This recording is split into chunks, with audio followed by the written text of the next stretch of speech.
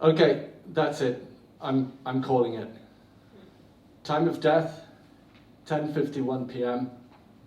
We're done here. I was going, oh my fuck, what?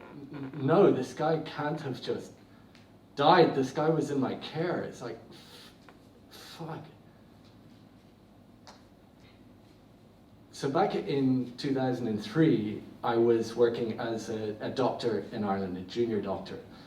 And I was enjoying and struggling through the challenges of this career. So you leave medical school, I left medical school armed with this wonderful theoretical knowledge, a brain full of books, but little real idea of how to actually practically do anything, how to manage anything in real terms. And so most of the time, this is absolutely fine, right? I have time to take my pocketbook out of my pocket, and this was, 2001 when I graduated, no smartphones, right? So take my book out, flick to the page, say, okay, these are the questions I should ask, the investigations I should do, and this is what steps I should take next. Or I could ask one of my wonderful colleagues for their advice. But of course, occasionally, an emergency will happen, which by its very definition is time sensitive, right? So you don't have time to look in the book, maybe you don't have time to call for advice. You have to kind of know already what steps I should take, what things I should do, so that this person doesn't die in the next couple of minutes. So this I often think is very much like a pilot, right? Some emergency happens, they take out their favorite checklist and they say, okay, check A, B, C, do X, Y, Z. And they've practiced this millions of times in simulators and maybe even in real life. But in medicine, or at least when I was studying medicine, this is not how we were taught and trained. We were given all of the book knowledge, all of the theoretical knowledge, but not trained and practiced over and over again on how to actually do these things so that they were seared in your brain, that you knew A, B, C, D, whatever. It wasn't like that. So back to my dead man that night in 2003, 18 years ago now. So that night I was the surgical house officer on call in one of the teaching hospitals in Dublin. And this guy had been brought in from a frankly horrific car accident. He'd been driving a van, he'd slammed into another car, and he'd been brought to our hospital. Like, clearly in a bad way, but he was alive. And the idea was to keep him alive.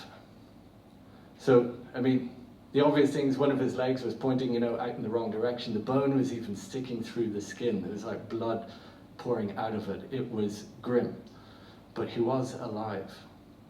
Now, of course, in a huge car accident like this, there's many things. It's obvious that you're going to get very badly injured, right? Even if you're wearing a seatbelt or whatever. But interestingly, it's not the things like that horrific broken leg that are going to kill you. It's the things that happen on the inside that you can't see are going to kill you. Maybe your spinal cord gets severed, maybe an artery gets severed, maybe your liver bursts, maybe your pelvis gets shattered, and you bleed like crazy on the inside. But amazingly, this doesn't show up until you're almost dead in terms of your vital signs. So eventually, your blood pressure goes down, your pulse goes up, and your life goes out. But all of that happens in minutes. So time is of the essence in these situations. Now, when I arrived down in the emergency room that night, it was, it's a pretty chaotic scene, right? There's, everybody knows that time is super important, that you have to just get stuff done. You can't just dilly-dally. But when the guy come in, he gets seen by the emergency guys, the anesthetist, and then I, as surgical officer on call, get called in to kind of, okay, what do we do next? What are the next steps in terms of trying to save this guy?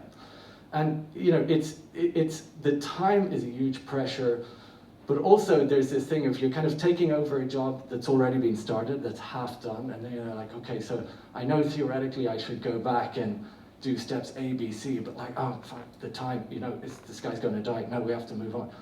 So that's super stressful to kind of know where to start. And then inside my head that night was also this like burning, searing knowledge that I had never dealt with this before. I had never done this before. And, it was unbelievably stressful at that moment. So in the end, I don't remember every single detail of what I did or didn't do that night, but I do know there were two things I did wrong that night. The first is I didn't call my seniors in time. Why? I mean, I didn't want to look like an idiot who didn't know what they did. I was embarrassed, I was ashamed. Secondly, I brought this guy to do a scan to try and work what was going on, but that is the wrong thing to do. He should have been in the operating theatre with my seniors there to help him. Within minutes of us bringing him for a scan, his heart stopped, and no amount of CPR was going to save this guy. He died within minutes.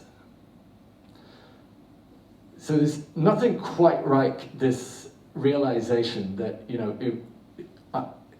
this guy died because I fucked up. I wasn't prepared.